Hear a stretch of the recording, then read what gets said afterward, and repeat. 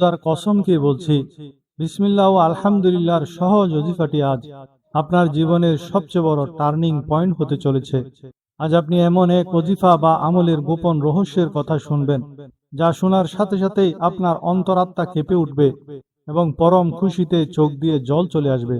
আপনি আজ স্ক্রিনের সামনে বসে নিজের কপালে হাত দিয়ে চরম আফসোস করবেন আর বলবেন, হায় আল্লাহ, দোয়ার এই রাজকীয় গোপন রহস্য আর অলৌকিক ক্ষমতা আমি এতদিন কেন জানতাম না?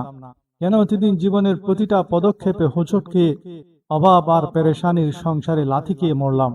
আমি আজ আপনাদের হাত জোর করে বলবো, আজ পর্যন্ত আপনারা জীবনের তাগিদে অভাব ও বিপদ মুসিবত দূর করতে কত আমল করেছেন, কত ওজিফা পড়েছেন, কত ভণ্ড ফকির আর আমেলদের দরবারে চক্কর কেটেছেন, তাই না? আজ কিছুক্ষণের জন্য ওই সব কিছু একপাশে সরিয়ে রাখুন। আজ সব ছেড়ে দিয়ে শুধু এই কয়েকটি আমল অন্তরে গেঁথে নিন। যদি এই ধরনের খাঁটি, পাওয়ারফুল আর বুক কাঁপানো আমল আপনারা আগে কখনো কোনোদিন কোনো চ্যানেলে বা কারো মুখে শুনে থাকেন, তবে খোদার দোহাই, আজই আমার চ্যানেল আনসাবস্ক্রাইব করে চলে যান। আমার ভিডিও আর কোনোদিন দেখবেন না, আল্লাহর কসম দেখতে হবে না। কিন্তু যদি না শুনে থাকেন, তবে জীবনের এই কয়েকটা মিনিট সম্পূর্ণ মনোযোগ এখানে দিয়ে যান, কারণ আজকে আপনার ভাগ্যের চাকা 180 ডিগ্রি ঘুরতে চলেছে। আজ আমি আপনাদের সামনে কোনো বানোয়াট গল্প বলতে আসিনি।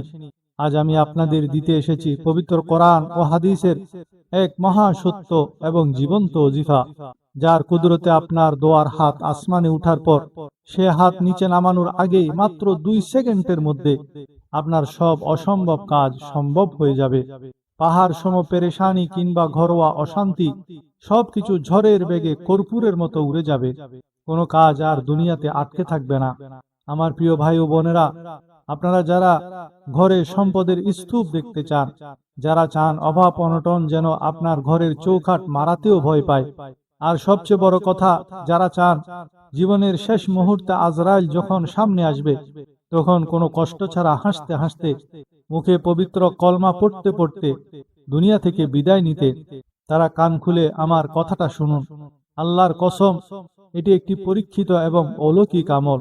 এই আমলটি আপনি যখনই করবেন, যেখানে বসে করবেন, খোদার কসম, আল্লাহর রহমতের কুদরত দিয়ে আপনার খালি হাত এমন ভাবে ভরে যাবে যে আপনি নিজে অবাক হয়ে যাবেন। এর জন্য দিনক্ষণ, বার বা সময়ের কোনো বালাই নেই। আমার এই ভিডিওটি আপনার সামনে যখনই আসবে, তখনই আল্লাহর জাতের উপর 100% ভরসা রেখে এই আমলটি করা শুরু করে দিন। আমি আজ ক্যামেরা সচল রেখে লাখ লাখ মানুষের সামনে দাঁড়িয়ে চ্যালেঞ্জ দিয়ে বলছি, এই আমল করার পর যদি আপনার ভাগ্যের চাকা না ঘুরে, আপনার বন্ধ দরজাগুলি যদি খুলে না যায়, যদি আপনার মুনাজাত হাত নামানোর আগে কবুল না হয়, তবে এই ভিডিওর কমেন্ট বক্সে এসে আপনারা আমাকে দুনিয়ার সবচেয়ে নিকৃষ্ট গালমন্দ করে যাবেন। কাবা শরীফের রবের কসম খেয়ে বলছি, আমার কলার ধরার অধিকার আপনাদের দিয়ে গেলাম। যদি এই আমল আপনার জীবনে কাজ না করে, এর চেয়ে বড় কথা, এর চেয়ে বড় গ্যারান্টি দুনিয়ার কোনো মানুষ আপনাকে দিতে পারবে না। আমি মহান আল্লাহ পাক রব্বুল আলামিনকে হাজির নাজির জেনে বলছি, যে ঘরে আজ এই পবিত্র কোরআন ও হাদিসের তাসবিহ এবং ওজিফা আমল করা হবে, সেই ঘরের ছোট থেকে বড় প্রতিটি সদস্যের কপাল খুলে যাবে ইনশাআল্লাহ। আজ এই ভিডিওতে আমি কোরআন হাদিসের এমন 3টি খাঁটি আমল ও গোপন রহস্য আপনাদের সামনে তুলে ধরব, যার মধ্যে 3 নং ওজিফাটি সবচেয়ে পাওয়ারফুল। তা জানার পর দুনিয়ার ভণ্ড ও প্রতারক চক্র, যারা মানুষের অভাব ও বিপদের সুযোগে লাখ লাখ টাকার ব্যবসার ফাঁদ পাতে, তাদের দোকান চিরতর বন্ধ হয়ে যাবে। তারা মাথায় হাত দিয়ে বসে পড়বে আর ভাববে, এ তো কিতাবের ভেতরের আসল সত্য আমল, সমুদ্রের তলদেশের সেই অন্ধকার কয়েদখানার গোপন রহস্য আর সূরার অলৌকিক ক্ষমতার চাবিকাঠি সবার সামনে ফাঁস করে দিচ্ছে। জাহান্নামে যা কৈশব ভণ্ডরা, আজ আমি আমার দুঃখী, অসহায় এবং বিপদগ্রস্ত ভাই বোনদের কষ্টের অবসান ঘটিয়েই ছাড়ব। আপনার অশান্তির ঘরে, যেখানে প্রতিদিন অভাব বা অনটনের কারণে জীবন অতিষ্ঠ হয়ে উঠেছে, 15 থেকে 20টা দিন এই আমলটি একটানা করে দেখুন। আপনার ঘরের অভাব, অনটন আর অশান্তি কর্পূরের মতো উড়ে যাবে। ঘৃণা আর কলহ চূর্ণ বিচূর্ণ হয়ে রিজিক ও ভালোবাসার জোয়ার বইতে শুরু করবে। আমার প্রিয় গরিব ভাই ও বোন ও বন্ধুরা, আপনারা যদি জীবনের কঠিন পরিস্থিতিতে ক্লান্ত হয়ে গিয়ে থাকেন, পরিস্থিতি যদি আপনাকে চারিদিক থেকে ঘিরে ধরে থাকে, যদি আপনার ঘরে অনাহার চলে, সন্তানদের স্কুলের বেতন দেওয়ার টাকা না থাকে, বিদ্যুৎ বিল জমা দিতে না পারেন, ব্যবসা বাণিজ্য বন্ধ হয়ে গিয়ে থাকে এবং ঋণের বোঝা দিন দিন বাড়তেই থাকে, তবে আজকের এই কথাটি শেষ পর্যন্ত শুনুন, কারণ এটি এমন এক রহস্য যা সবার কপালে জুটে না। দুনিয়াতে এমন অনেক মানুষ আছেন যারা প্রতিটি দরজায় কড়া নেড়েছেন, সব ওজিফা পরীক্ষা করেছেন, কিন্তু তাও তাদের ভাগ্য বদলায়নি। কেন?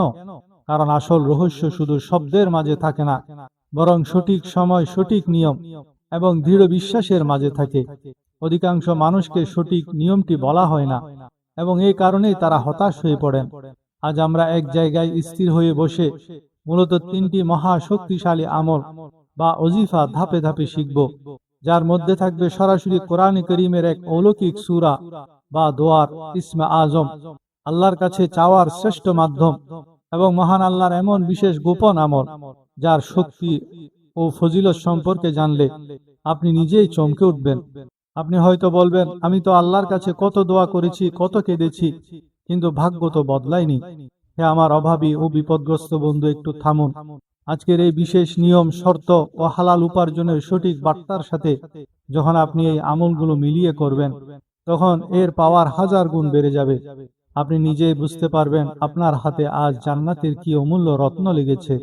আপনারা পৃথিবীর যে কোনো প্রান্তেই থাকুন না কেন, Bangladesh, India, Pakistan, Europe, Saudi Arab, Qatar, Kuwait, Dubai বা মালয়েশিয়া, আল্লাহ সব জায়গায় বিদ্যমান। তিনি প্রতিটা হৃদয়ের কথা শুনেন। হতাশ হবেন না।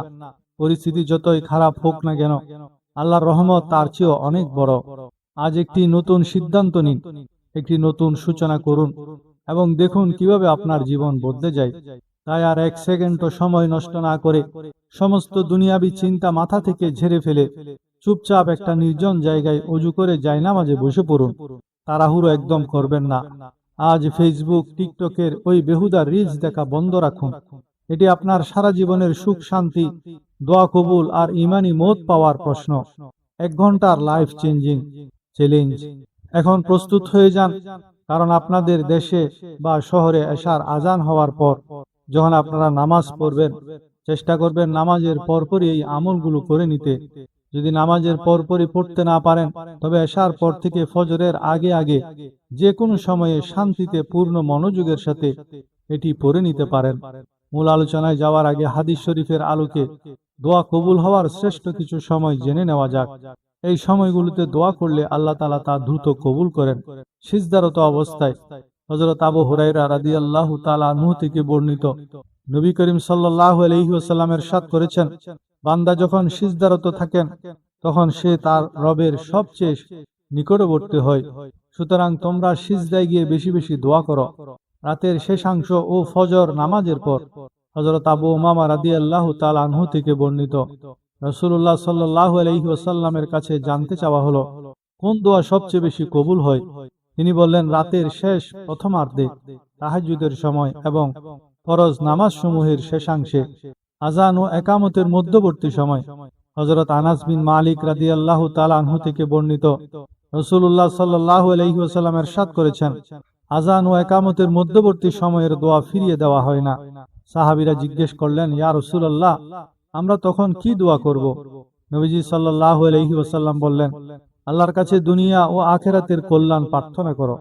আজান ও বৃষ্টির সময় হযরত সাহাল বিন সাআদ রাদিয়াল্লাহু তাআলা আনহু থেকে বর্ণিত, রাসূলুল্লাহ সাল্লাল্লাহু আলাইহি ওয়াসাল্লাম ইরশাদ করেছেন, দুইটি সময়ের দোয়া কখনো ফেরত দেওয়া হয় না, এক আজানের সময়, 2 বৃষ্টির সময়। একটি জরুরি কথা, অনেকে দোয়া করে ভাবেন কবুল হচ্ছে না, কিন্তু মুমিনের দোয়া কখনো বৃথা যায় না। দুনিয়াতে যা কবুল হয় না, আল্লাহ তার বদলে আখিরাতে বিপুল প্রতিদান দেবেন। সেদিন প্রতিদান দেখে বান্দা আফসোস করে বলবে, হায়, দুনিয়াতে যদি আমার কোনো দোয়াই কবুল না হতো, তবে আজ আখিরাতে আরো কতই না সওয়াব পেতাম। তাই দোয়া কবুল না হলে অধৈর্য বা পেরেশান হওয়া যাবে না। রব্বুল আলামিন যখন তার কোনো বান্দাকে ভালোবেসে নিজের প্রিয়জন বানিয়ে নেন, তখন তাকে 3টি নিয়ামত দেন। প্রথমত, তাকে নিজের আপন করে নেন। দ্বিতীয়ত, তার দোয়া ফিরিয়ে দেন না। ইমাম বুখারী রাহমাতুল্লাহ আলাইহি বলেন, প্রত্যেক মুমিনের আত্মিক অবস্থা এমন হওয়া উচিত, সে যখন দোয়া করবে তখন মনে দৃঢ় বিশ্বাস রাখবে যে তার রব এই দোয়া ফিরিয়ে দেবেন না। আল্লাহর কাছে এই মকবুল বান্দারা কত প্রিয় তা বোঝাতে একটি বাস্তব ঘটনা জানা যাক। একবার মদিনা শরীফে তীব্র দুর্ভিক্ষ ও অনাবৃষ্টি দেখা দিল। মদিনার বড় বড় গণ্যমান্য ও সমস্ত লোকেরা বৃষ্টির জন্য ইস্তেসকার মাঠে জড়ো হয়ে ব্যাকুল হয়ে কাঁদতে লাগলেন, আল্লাহুম্মা আগিসনা, আল্লাহুম্মা আগিসনা, হে আল্লাহ আমাদের উপর বৃষ্টি বর্ষণ করুন। কিন্তু আকাশে মেঘের এক ফোঁটা নামগন্ধ ছিল না। সেখানে মদিনার এক সাধারণ জোতা মেরামতকারী মুচি ছিলেন, যাকে সমাজের মানুষ খুবই নগণ্য মনে করত। মদিনার এত মানুষের কান্না দেখেও যখন বৃষ্টি হলো না, তখন তিনি চুপচাপ নিজের দোকানটি বন্ধ করলেন, অত্যন্ত সুন্দরভাবে অজু করে 2 রাকাত নামাজ আদায় করলেন। তারপর তার 2টি দুর্বল হাত আসমানের দিকে তুলে কসম দিয়ে বললেন, ইয়া রব্বি ইন্নী ওকসিমু আলাইক, হে আমার রব, আমি আপনার নামে কসম করে বলছি, মদিনার মুমিনদের জন্য এই মুহূর্তে বৃষ্টির বড়ই প্রয়োজন। হযরত মুহাম্মদ বিন মুনকাদির রাহমাতুল্লাহ আলাইহি বর্ণনা করেন, সেই ব্যক্তির হাত নিচে নামানোর আগেই মহান আল্লাহ পুরা মদিনা জুড়ে মুষলধারে বৃষ্টি বর্ষণ শুরু করে দিলেন। আল্লাহ কেন তার উপর এত সন্তুষ্ট ছিলেন? কারণ তিনি ছিলেন সম্পূর্ণ দুনিয়া বিমুখ। ধনী হওয়ার লোভ কিংবা দুনিয়ার মোহ তাকে সরল পথ থেকে নাড়াতে পারেনি। তিনি অল্প হালাল রিজিক পেয়ে আল্লাহর প্রতি পরম সন্তুষ্ট ছিলেন। আল্লাহর সন্তুষ্টির 3 নম্বর বড় আলামত হলো খাতেমা বিল খাইর বা সুন্দর মৃত্যু। রাসূলুল্লাহ সাল্লাল্লাহু আলাইহি ওয়াসাল্লাম বলেছেন, আল্লাহ যার উপর রাজি হন, মৃত্যুর আগে তাকে কোনো নেক আমল করার তৌফিক দেন। আত্মীয় স্বজনরা তার উপর সন্তুষ্ট থাকেন এবং নেক আমল করা অবস্থাতেই তার ইন্তেকাল হয়। যেমন ঘটেছিল হাদিস সম্রাট হযরত আবু যুরা রাজি রহমতুল্লাহ আলাইহির ক্ষেত্রে, যার 7 লক্ষ হাদিস মুখস্থ ছিল। মৃত্যুর অন্তিম মুহূর্তে তার শয্যা পাশে উপস্থিত তার 3 ছাত্র তাকে সরাসরি কলমা মনে করিয়ে দিতে সংকোচ বোধ করছিলেন। তাই তারা নিজেদের মধ্যে একটি হাদিস পড়া শুরু করলেন এবং এমন ভান করলেন যেন হাদিসের সূত্রটি তারা ভুলে গেছেন। ওস্তাদ আবু যুরা রাজি রহমতুল্লাহ আলাইহি মৃত্যুর সেই কঠিন কষ্টের মাঝেও ছাত্রদের আটকে যেতে দেখে নিজে হাদিসের সহিহ সনদে পড়া শুরু করলেন। হযরত মুআজ ইবনে জাবাল রাদিয়াল্লাহু তাআলা আনহু থেকে বর্ণিত, নবী করিম সাল্লাল্লাহু আলাইহি ওয়াসাল্লাম বলেছেন, যার জীবনের শেষ বাক্য হবে লা ইলাহা ইল্লাল্লাহ, এটা উচ্চারণ করার সাথে সাথে তিনি মুস্কি হেসে ইন্তেকাল করলেন।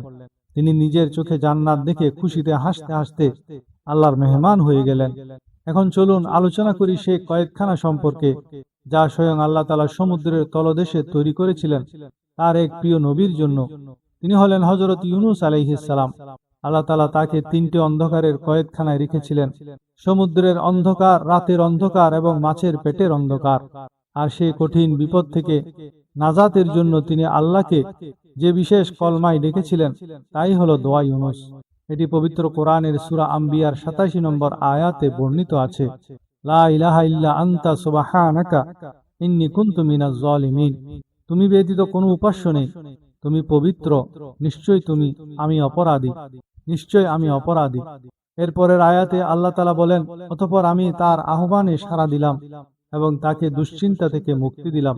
আর আমি এভাবে বিশ্বাসীদের, মুমিনদের মুক্তি দিয়ে থাকি। আজ থেকে প্রায় 8 বছর আগে এক ফকির আমাকে এই আমলটির কথা বলেছিলেন। কথাটি ফকিরের হলেও এটি মূলত কোরআনের একটি শক্তিশালী ওজিফা। এই দোয়া ইউনূসকে ইসমে আজম বলা হয়। যখনই আপনার কোনো বড় বা ছোট সমস্যা আসবে, কোনো দোয়া করবেন, প্রথমে এই আয়াতটি কয়েকবার পড়ে নেবেন। এরপর নিজের মনের আশা বা সমস্যার কথা আল্লাহর কাছে তুলে ধরবেন। ইনশাআল্লাহ কয়েক সেকেন্ডের মধ্যে কুদরতিভাবে আপনার সমস্যার সমাধান হয়ে যাবে।